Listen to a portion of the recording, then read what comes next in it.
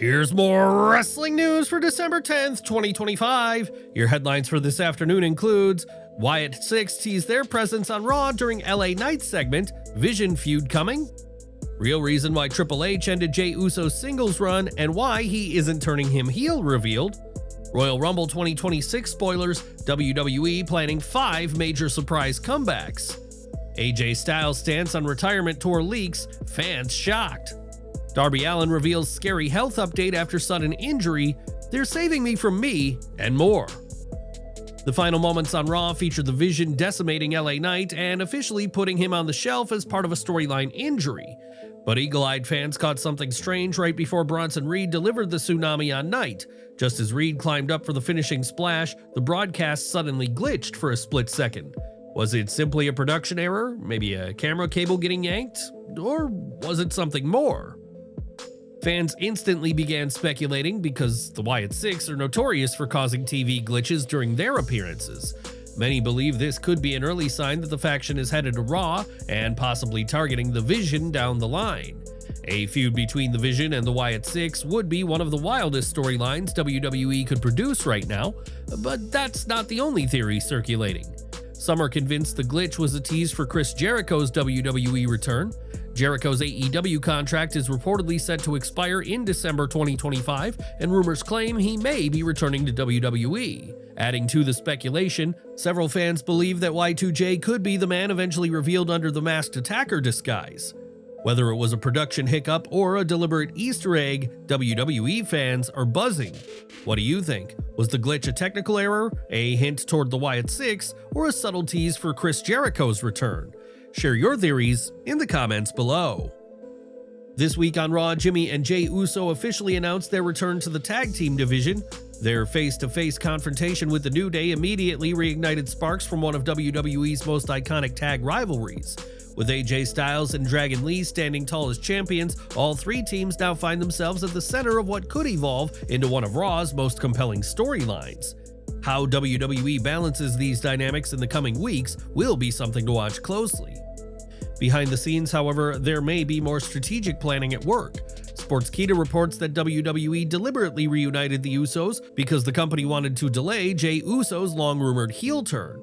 While Jey has shown flashes of aggression on Raw, including moments where he appeared to turn on fellow babyfaces like LA Knight, these instances are reportedly WWE's way of testing the audience reaction. According to internal chatter, WWE is hesitant to pull the trigger on a full heel turn, fearing it could significantly hurt Jey's popularity and merchandise sales. Additionally, it's been reported that Jey's singles main event push may be finished for now. Sources suggest this was a creative decision influenced by the perceived stagnation of his character. Triple H is said to be in favor of turning Jey heel eventually, but timing is everything, and WWE doesn't feel the moment is right yet. For now, pairing him with Jimmy allows the company to buy time, reset the character, and position the eventual turn more effectively. And when that moment comes, many believe it will arrive in the form of Jey turning on Jimmy, setting up a deeply personal feud between the brothers. What do you think? Should WWE go all the way with a Jey Uso heel turn, or is keeping the Usos together the smarter move right now? Share your thoughts in the comments below. Enjoying the video? A quick like goes a long way in helping us grow and deliver more wrestling news you care about. Taking place in Riyadh, Saudi Arabia on January 31st, 2026, the Royal Rumble is shaping up to be the perfect stage for several absent WWE stars to make major returns. From performers currently working with partner promotions to those recovering from injuries, there are plenty of intriguing possibilities heading into one of WWE's biggest nights. According to recent reports from multiple dirt sheets, WWE has internally discussed several potential surprise entrants for this year's event. While none of these names are finalized, they are said to be strong contenders, and additional names are expected to emerge as creative discussions continue. Number 5. Omos. After making a surprise appearance at AAA Triple Mania 33 on August 16th, Omos reminded the wrestling world of the impact his presence brings. Winning the Copa Bardal match only added to his momentum. WWE has a long history of featuring giants in the Royal Rumble, and with creative reportedly giving positive indications, Omos entering in Riyadh would be a massive statement. Trish Stratus. Trish Stratus remains one of WWE's most beloved legends, and her name is being discussed again for a potential Rumble spot. As a nostalgia-driven entrant, she wouldn't need to win the match to create memorable moments.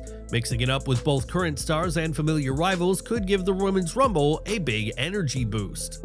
Number 3. Lana, CJ Perry. CJ Perry has been very open about wanting a WWE on-screen return. After confirming she signed a WWE Legends contract, Creative has reportedly considered her for a surprise Rumble appearance.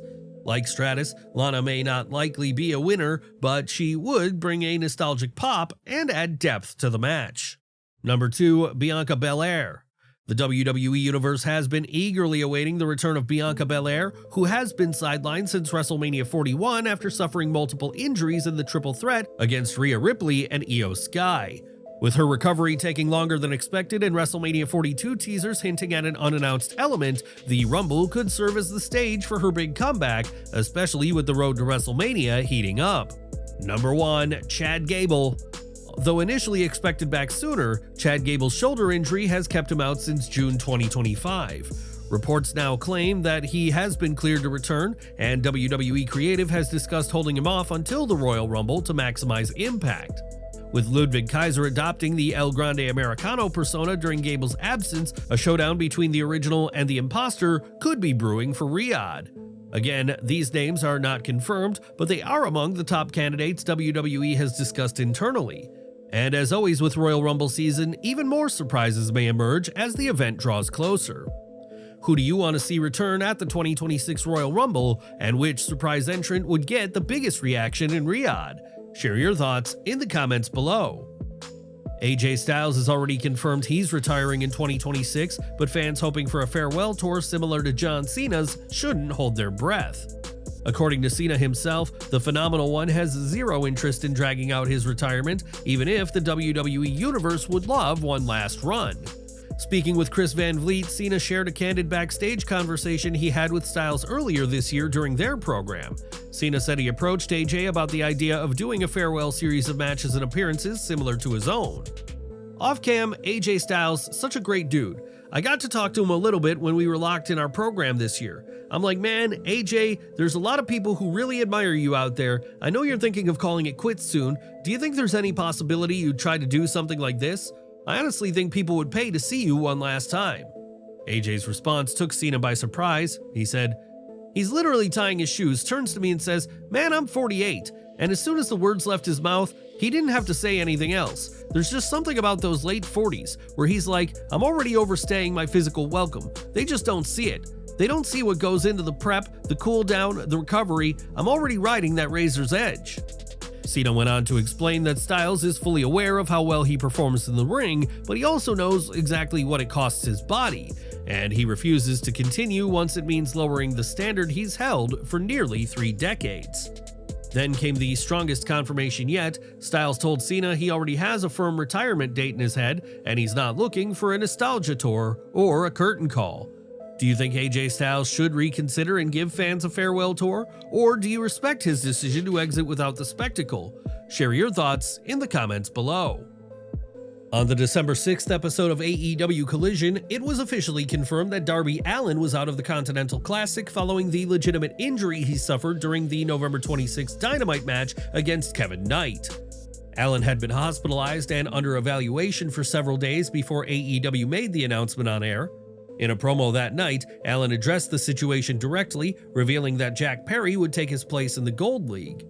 As of the latest update, Allin is no longer hospitalized and is recovering at home. He offered more insight during an interview with 93.7 The Fan, reassuring fans that he's feeling great, even if he's not cleared for action just yet. I feel like $1 million right now. I'm not lying. I'm just not medically cleared. They're saving me from me, which is fine, which is good, but at the end of the day, I feel amazing right now. There is still no confirmed timeline for Darby Allin's return to the ring, but his energy, attitude, and optimism remain exactly what fans expect from him.